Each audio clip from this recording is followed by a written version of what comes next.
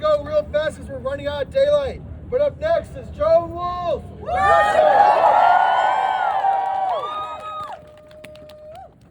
Howdy. Howdy. Never go after Leah. They're trying to hoodwink you. They're trying to tell you that some of the people you see don't exist. They're trying to tell you that some of what you hear doesn't exist. They're trying to tell you if you're white, you don't have a race. They're trying to tell you if you're male, you don't have a gender. We can't talk about anybody if we really follow 0801. How can we not talk about topics related to sexual orientation? It's not possible. It's an impossible policy to follow.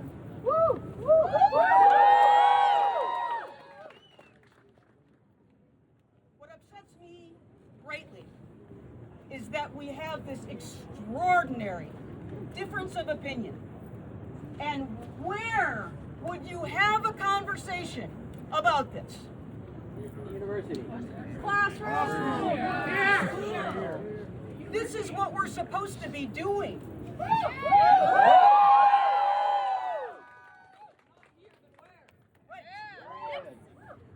They tell you that they only want you to learn skills that will help you in your profession and will make you a better citizen.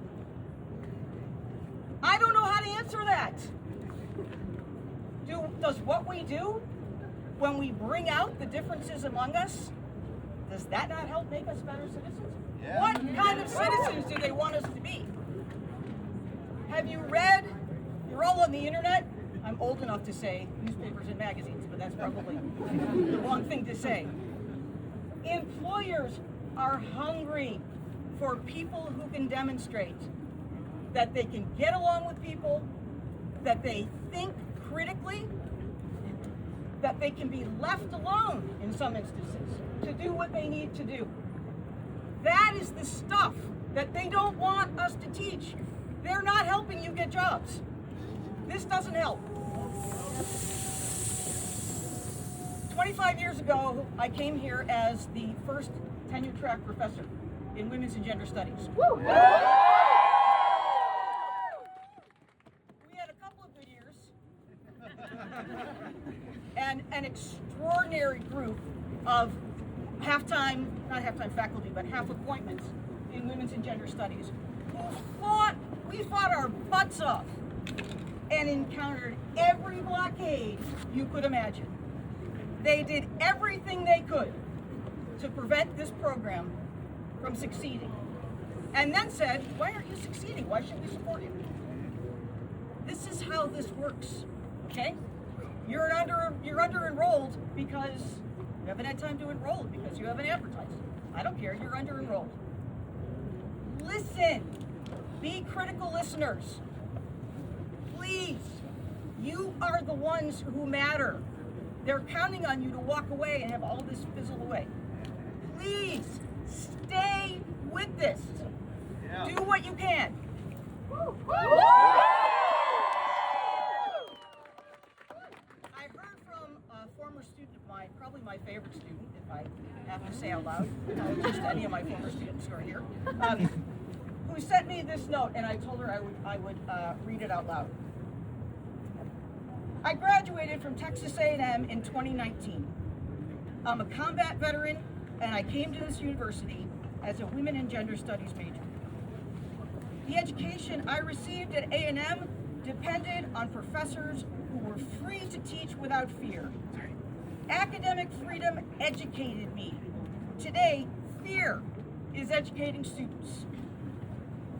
My professors challenged me to think critically, to research and defend my ideas, and to engage respectfully with people I disagreed with.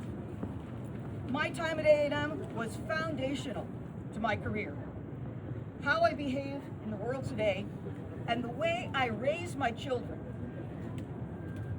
As a mother, I want my children to inherit a university that trusts students to think, not not one that teaches them to stay alert for bad professors. What we are seeing now is not support for education, it is surveillance. Administrative decisions are replacing academic judgment with institutional fear, and that should alarm every Aggie. Academic freedom is not political, it is foundational.